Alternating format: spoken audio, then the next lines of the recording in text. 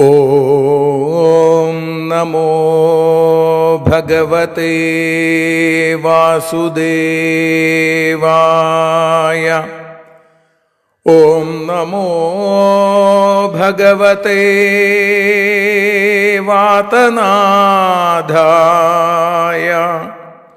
ഓം നമോ ഭഗവതേ നാരായണായ.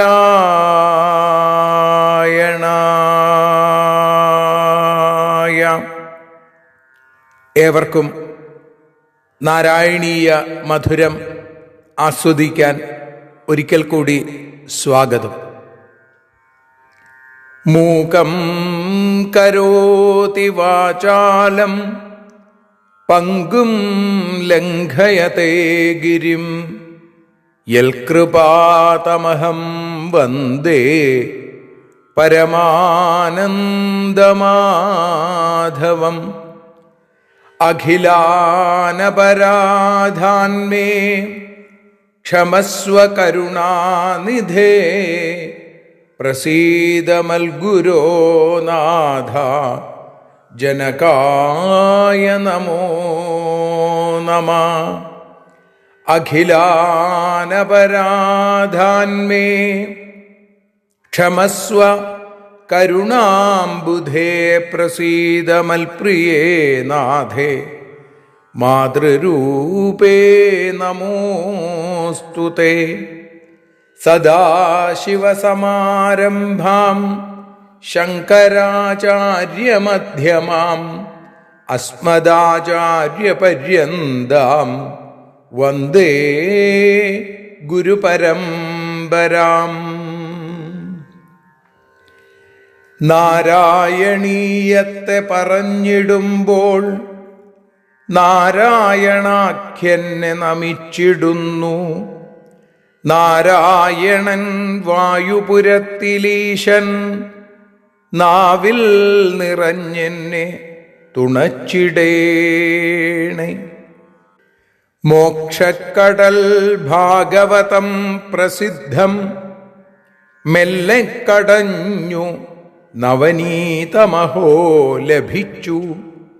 മന്നിൽ നരന്നു ഹരിഭക്തി ലഭിക്കുവാനായി മേൽപുത്തുരേക്ക് സദയം ശുഭ സ്തോത്രകാവ്യം.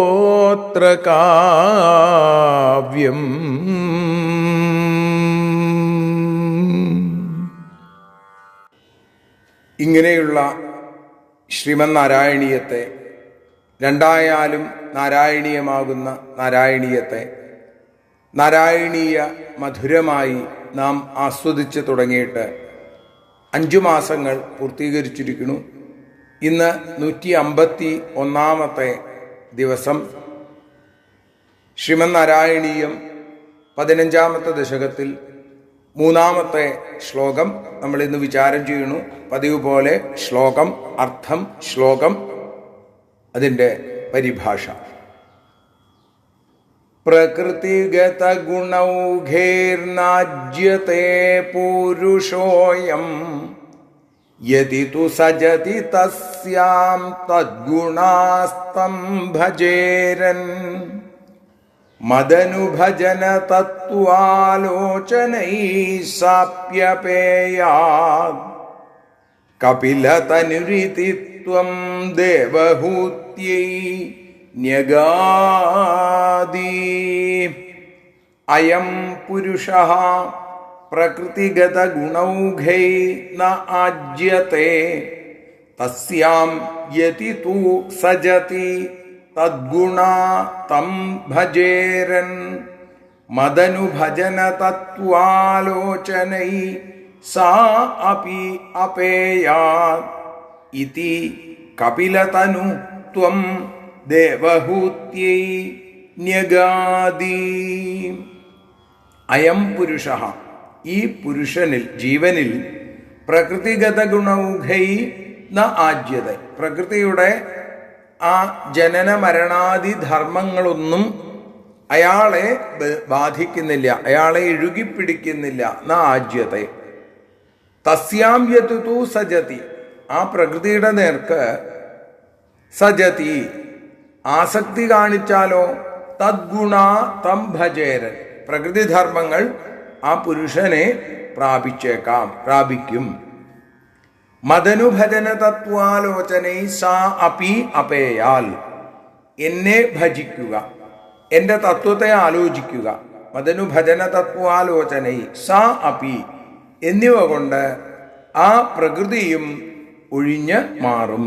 അപേയാൽ ഇതി കപിലതനു ത്വം ദേവഹൂത്യൈ നഗാതി. ഇങ്ങനെ കപില മൂർത്തിയായിരിക്കുന്ന, കപില വാസുദേവനായിരിക്കുന്ന അവിടുന്ന് ദേവഹൂതിയോട് ഇങ്ങനെ പറഞ്ഞു. അപ്പോ 25 തത്വങ്ങളെ കുറിച്ച് കഴിഞ്ഞ ശ്ലോകത്തിൽ പറഞ്ഞു. 24 തത്വങ്ങളും പിന്നീട് ആ പുരുഷനും ചേരുന്നു എന്ന്. ആ 25ാമത്തെ പുരുഷന് പ്രകൃതിക്കുള്ള സത്വരജസ്തമോ ഗുണങ്ങളോ ജനന മരണങ്ങളോ സുഖദുഃഖങ്ങളോ അത്തരത്തിലുള്ള ആ ശരീരത്തിന്റെ ധർമ്മങ്ങളൊന്നും ബാധകമല്ല. പ്രകൃതിയിൽ ആസക്തി ഉണ്ടായാലോ ആ ഭ്രമം കൊണ്ട്, ആ മോഹം കൊണ്ട് പ്രകൃതിയുടെ ധർമ്മങ്ങളൊക്കെ തൻ്റെ ധർമ്മങ്ങളാണ് എന്ന് പുരുഷന് തോന്നും. ഈശ്വരഭജനം കൊണ്ടും പ്രകൃതി തത്വങ്ങളിൽ നിന്ന് പൃഥഗ്ഭൂതനാണ് പുരുഷൻ എന്നുള്ള വിവേകം കൊണ്ടും വേണ്ട പോലെ ഇതിനെ മനസ്സിലാക്കി കഴിഞ്ഞാൽ നമുക്ക് എന്തു ലഭിക്കും?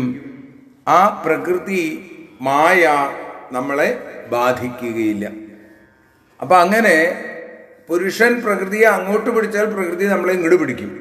അതിന് പകരം അങ്ങോട്ട് ആസക്തി കാണിച്ചില്ലെങ്കിലോ നമ്മളെ പിടിക്കില്ല. ഈശ്വരനിൽ മാത്രമേ ആസക്തി കാണിച്ചുള്ളൂവെങ്കിൽ പ്രകൃതി ബന്ധം വേർപെടും. ഇപ്പൊ ഭഗവാനും താനും ഒന്നെന്നുള്ള ഭാവനയിൽ ഭഗവാൻ എന്ന് പറയേണ്ടുന്ന സന്ദർഭത്തിലൊക്കെ കപിലവാസുദേവൻ താൻ എന്ന് പറയണു എന്ന് നമുക്ക് കാണാൻ സാധിക്കും. ഈശ്വരഭജനം കൊണ്ട് മായ വിട്ടുമാറും. അതിനുള്ള വഴിയാണ് അഷ്ടാംഗ യോഗം അല്ലെങ്കിൽ ധ്യാനയോഗം എന്നുള്ളത്. അതാണ് നമ്മൾ നാളെ ഇനി അനുസ്മരിക്കുന്നത്. ഇപ്പോൾ ആ ശ്ലോകം ചൊല്ലാം, പിന്നെ അതിൻ്റെ ഭാഷാ ഗാനം.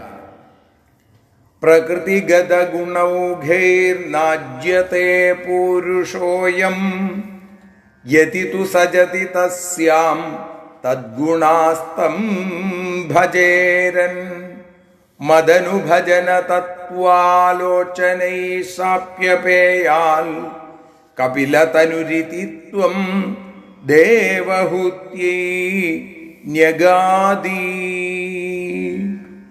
നാരായണ നാരായണ നാരായണ നാരായണ നാരായണ നാരായണ കപിലമൂർത്തേ. ആസക്തനാം പുരുഷനെ പ്രകൃതി നൂനം പ്രാപിക്കും, അല്ലെങ്കിലോ ഇഴുകി പിടിക്കുന്നുമില്ല. തത്വം അറിഞ്ഞെന്നെ ഭജിക്കുന്നവനോ മോക്ഷം നേടും ദേവഹൂതിയോടു ചൊല്ലി കപിലമൂർത്തി. നാരായണ നാരായണ നാരായണ നാരായണ നാരായണ നാരായണ കപിലമൂർത്തേ. നാരായണ നാരായണ പാവനകീർത്തേ.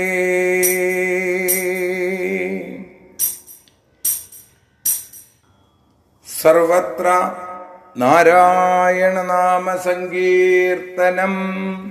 നാരായണ നാരായണ നാരായണ.